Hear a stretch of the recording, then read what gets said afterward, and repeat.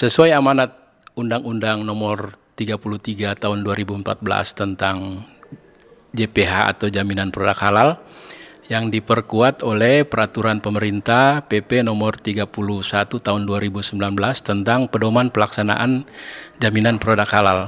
Maka pemerintah telah mewajibkan kepada seluruh pelaku usaha produk makanan dan minuman yang dijual di dalam wilayah Negara Kesatuan Republik Indonesia wajib bersertifikat halal.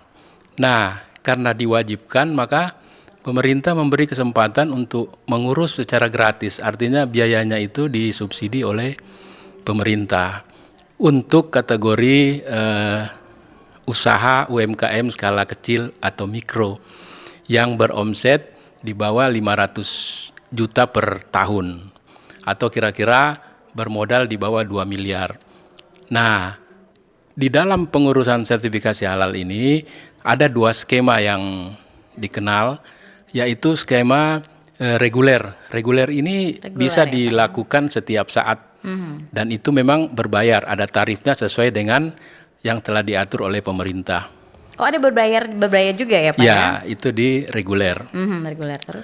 Nah, reguler ini kebanyakan terjadi pada usaha yang menengah ke atas, usaha besar kayak restoran, yang kira-kira memiliki menu itu 10 atau lebih dari 10, bahkan ada yang sampai ratusan menu dengan cabang-cabangnya. Kemudian dia juga sudah memiliki cabang di beberapa tempat, juga memiliki meja lebih dari 4 atau 5 meja ke atas di dalam tempat area usahanya. Nah, itu sudah masuk dalam kategori menengah atau besar yang harus dilakukan dengan skema reguler.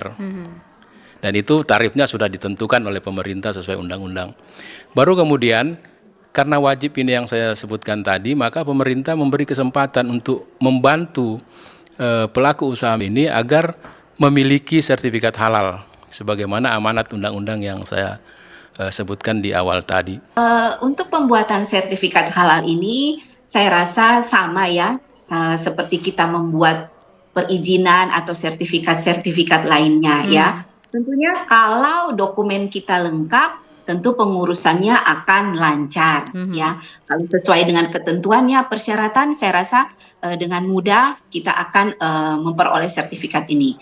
Nah, pada saat pembuatan sertifikat ini saya mengurusnya kebetulan mendapat gratis ya. Gratis dari ya? Pemerintah. Ya, gratis. Waktu itu di bawah koordinasi Dinas Perindak Kota Manado. Jadi proses ini gratis. Dan kami sangat bersyukur ada program gratis ini ya, apalagi untuk kita pelaku UKM ini.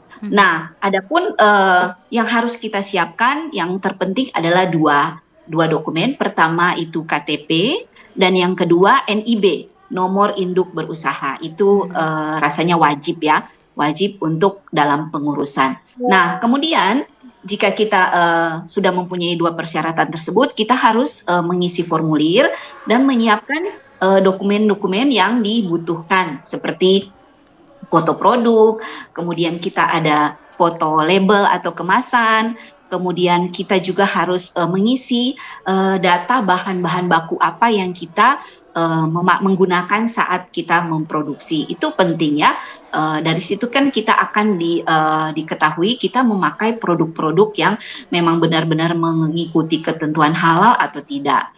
Nah, setelah kita mengisi formulir dan memberikan dokumen yang dibutuhkan, nanti kita akan disurvei, akan datang ke rumah ya, oleh petugas akan datang ke rumah untuk survei tempat produksi. Apakah tempat produksi kita ini benar-benar kelayakan halal atau tidak. Kemudian pada saat disurvei, di situ pun kita akan diverifikasi data atau dokumen yang kita masukkan di awal tersebut. Nah, setelah kita kita punya dokumentasi atau persyaratan dokumen dan ruang produksi itu layak, maka kita akan lanjut di proses audit. Ya, nanti akan ada auditor yang akan datang ke tempat kita produksi untuk audit kelayakan syarat halal. Nah, Jika ada yang harus kita perbaiki, tentu harus diperbaiki.